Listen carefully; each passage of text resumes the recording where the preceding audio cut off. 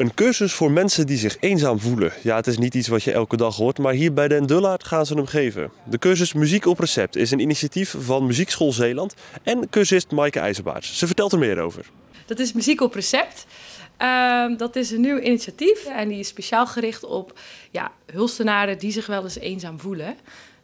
Helaas, meer dan de helft van de Hulstenaren voelt zich wel eens eenzaam. Muziek verbindt, muziek maakt vrolijk. En we dachten juist door muziek kunnen we mensen bij elkaar brengen en misschien een zetje in de goede richting geven om uit je bubbel te breken en nieuwe mensen te ontmoeten. Ja, nou dan komen die mensen uit hun bubbel, dan zijn ze aangemeld. Wat gaan ze dan doen? Het is dus een muzikale cursus, dus we gaan een beetje zingen. We hebben ukuleles waar we sowieso op gaan spelen, dus dat is heel leuk.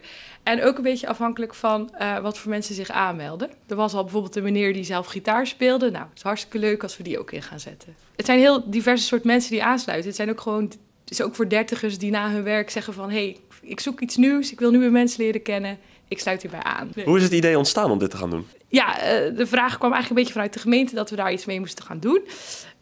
Soortgelijke concepten zijn in andere gemeentes ook best wel succesvol gebleken. Dus daarom hebben we onze eigen draai er wel aangegeven en is Muziek op Recept ontstaan. Wanneer is het voor jou geslaagd? Het is voor mij geslaagd als we straks op 7 oktober kunnen starten met een fijne groep mensen. En dat ze de vreugde van de muziek ervaren. Misschien nieuwe sociale contacten opdoen samen. En daaruit hoop ik dus eigenlijk toch wel dat ze iets nieuws op gaan pakken. Dus nog een muzikale cursus via de muziekschool of via de gemeente of via Huls voor elkaar aan gaan sluiten bij een mooi initiatief.